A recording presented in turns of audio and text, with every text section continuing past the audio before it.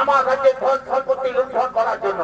তাই তোমরা অতি সতর্ক হয়ে প্রহরা দেবে, যাতে যাতে কোন রূপে কোন রাজ্যে গুপ্তধর আমার রাজ্যে প্রবেশ করতে না পারে। ঠিক আছে মহারাজ, ঠিক আছে মহারাজ, আমরা অবশ্যই আপনার রাজ্যে সতর্ক হয়ে প্রহরা দিচ্ছি মহারাজ। ছেড়ে দাও, ছেড়ে দাও, তার কল ছেড়ে দাও। আমি মহারাজের কাছে যাবো, আমি মহারাজের কাছে বিশেষ বার্তা নিয়ে এসেছি। আমাকে যেতে দাও ভাই, আমাকে যেতে দাও না, কিছুতে তোমাকে এখানে যেতে দেবো না। একই মন্ত্রী সেনাপতি সৈন্যগণ, তোমরা বললে আমার রাজ্যের সমস্ত দিকের খবরাখবর ঠিক রয়েছে। তুমি কোথায় এত গন্ডগোল শোনা যাচ্ছে? যাও যাও, তাকে দেখো আমার রাজ্যের বাইরে কিসের এত গন্ডগোল। যাও তোমরা অতি শীঘ্রই দেখে এসো।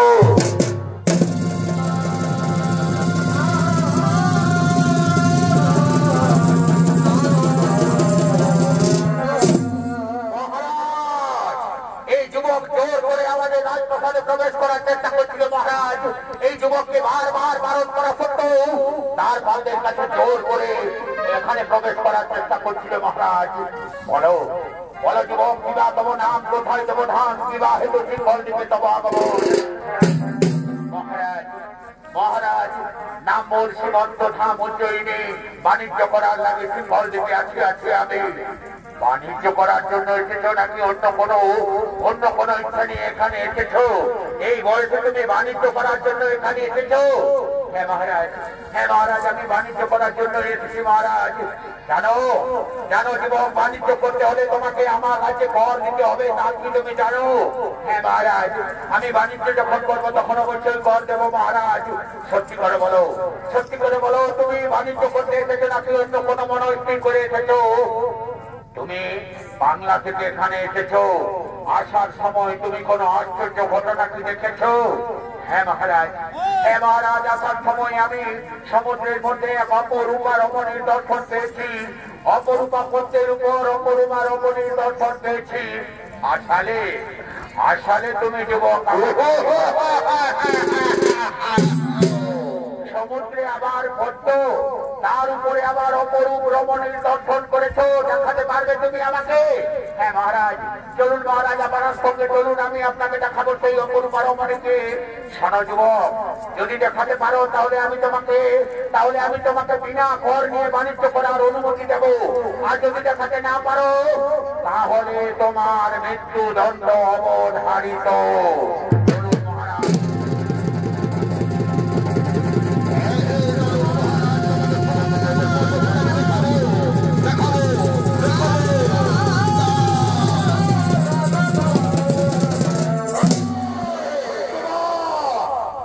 তুই আমাকে মিথ্যা কথা বলেছিস, সত্যি করে বল, কোন রাজ্য থেকে তুই এসেছিস? কি বা হেতু এসেছিস আমার রাজ্যে?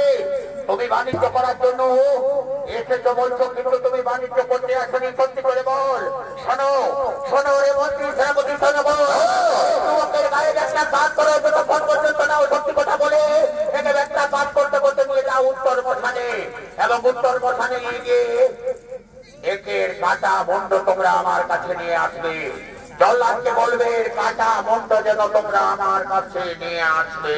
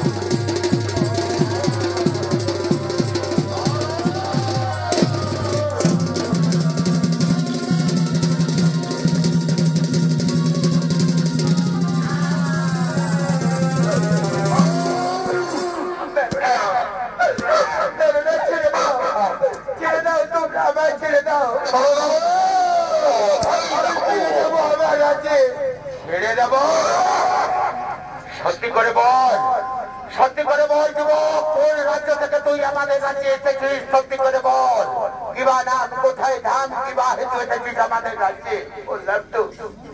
বললাম তো সেনাপতি, আমি বাংলা থেকে এসেছি এখানে বাণিজ্য করার জন্য। আবার কথা বলছিস তো, বাণিজ্য করতে আসিস নি? কোন রাজ্যের গুপ্তচর তুই? সত্যি করে বল, নতুবা নতুবা এখনো তোমার রেহাই নেই। তোমাকে আমরা জল্লাদের হাতে তুলে দিয়ে তোমার কাটা মুন্ড নিয়ে যাব। এখনো সত্যি করে বলো, নতুবা তোমাকে জল্লাদের হাতে আমরা তুলে দেব। আমি বারবার বলছি, আমি সত্যি কথা বলছি, তবুও তোমরা কেন আমায় ছেড়ে দিচ্ছ না?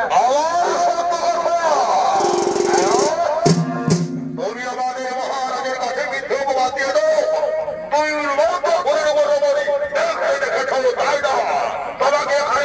তোমাকে আমি প্রাণদণ্ড দেবো, প্রাণদণ্ড দেবো।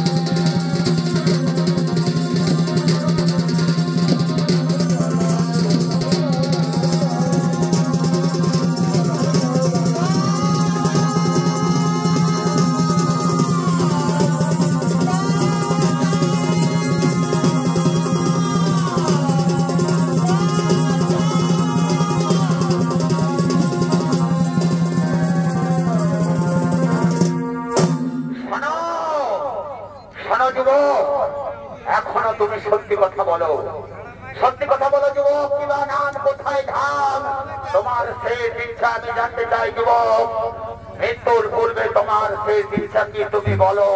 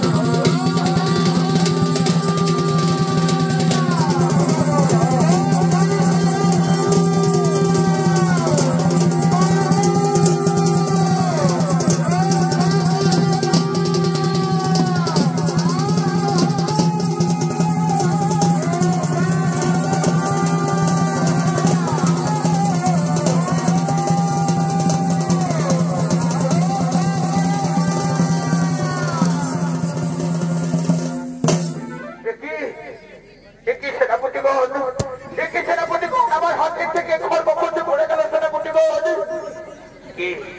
কে বুড়ি,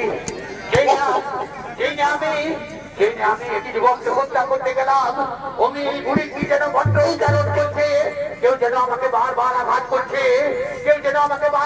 করছে, আমি কিছুই বুঝে উঠতে পারছি না, আমার হাতের থেকে খর্ব করতে পড়ে গেল।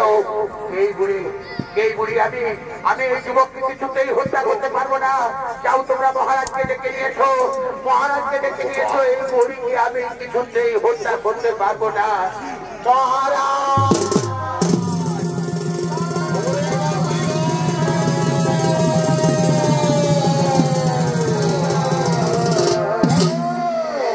মহারাজ, মহারাজ, আমি কিছুতে এই যুবককে হত্যা করতে পারবো না মহারাজ। আমি আপনার কথা মতো বহু মানুষকে হত্যা করেছি, কিন্তু জানি না আজকে কেন আমার হাতের থেকে খর্ব করতে পড়ে গেল মহারাজ। ওই যে সামনে দাঁড়িয়ে রয়েছে ওই বুড়ি বারবার কি যেন বিড়বিড় করে মন্ত্র উচ্চারণ করছে, আর আমার শরীরের সমস্ত শক্তি কেমন যেন ক্ষীণ হয়ে আসছে মহারাজ। আমি কিছুতেই এই যুবককে হত্যা করতে পারবো না। এই বুড়ি, সত্যি করে বল, কি তোর পরিচয়? কিবা হেতু এসেছিস এই উত্তর মশানে? নতুবা তোমাকেও আমরা এই যুবকের সঙ্গে হাড়ি কাটে তুলে দেব। শোনো সৈন্যগণ, এই বুড়িকেও তোমরা এই হাড়ি কাটে তুলে দাও। আজ আমি দুজনকেই হত্যা করবো।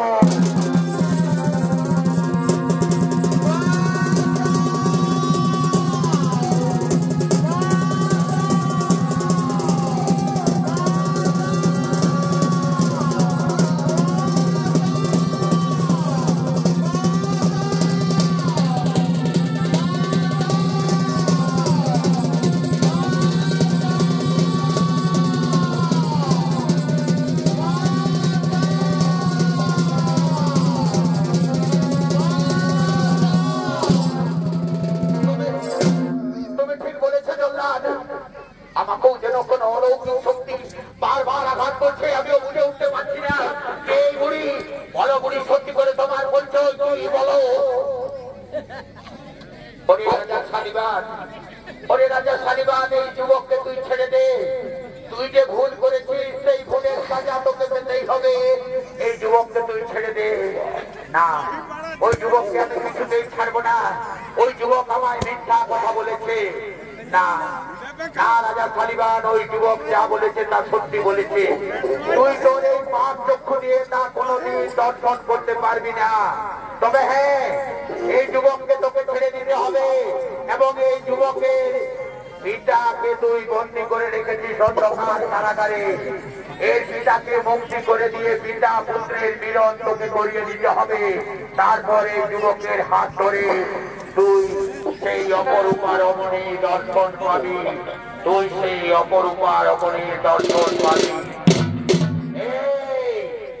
যাও তোমরা অন্ধকার কারাগার থেকে এই যুবকের পিতাকে নিয়ে আসবে এবং অন্ধকার কারাগারের সমস্ত বন্দীদের মুক্তি করে দেবে। আজ আমি অপরূপ রমণীর দর্শন পেতে চাই। ওঠো রে যুবক, আজ আমি তোমাকে মুক্তি করে দিলাম। ওঠো।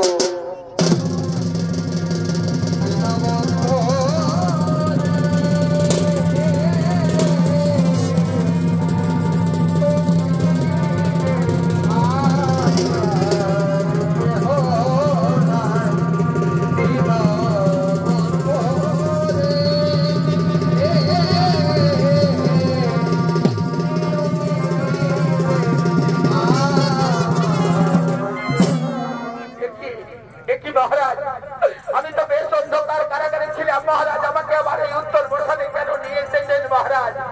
তুমি কি আমাকে আপনি বাঁচতেও দেবেন না মহারাজ? না বন্ধু, আজ আমি তোমাকে অত্যন্ত খুশির সংবাদ শোনাবো বন্ধু। এই যে সামনে দাঁড়িয়ে রয়েছে, এ হলো তোমার পুত্র সীমন্ত। আজ আমি তোমাদের পিতা পুত্রের মিলন করিয়ে দিতে চাই, আর তোমার পুত্রের হাত ধরে আমি অপরূপা পদ্মের উপরে অপরূপা রমণীর দর্শন।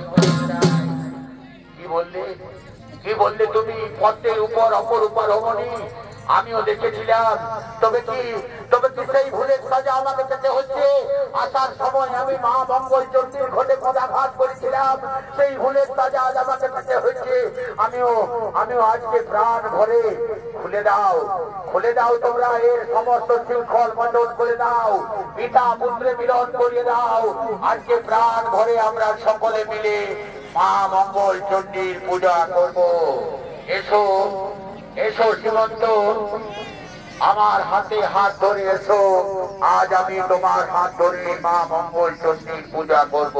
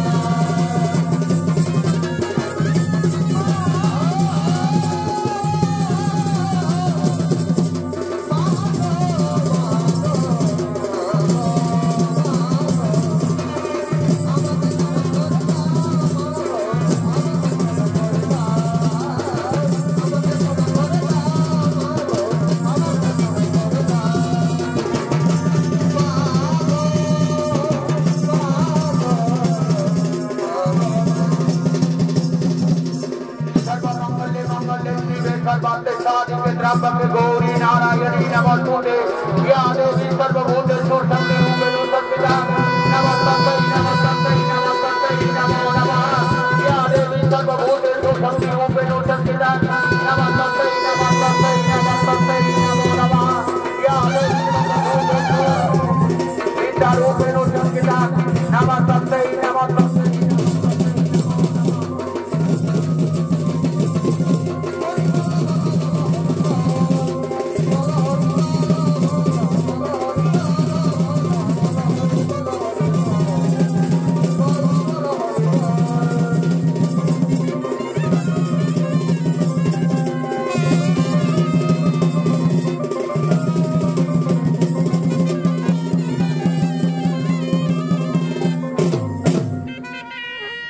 नमस्कार नमस्कार नित्यनाट्य महामंचे उपस्थित महामान्य सुधी दर्शक मंडली मातृमंडली ও আমার স্নেহের ছোট ছোট ভাই ও বোনেরা, দূরদর্শন খ্যাত শিল্পী স্বর্গীয় অর্থাৎ দুর্যোধন মাহাতোর 2025 সালে নতুন পালা ধনপতি সদাগরীর মা মঙ্গল চণ্ডী পূজা পালাখানি হলো এখানেই সমাপন।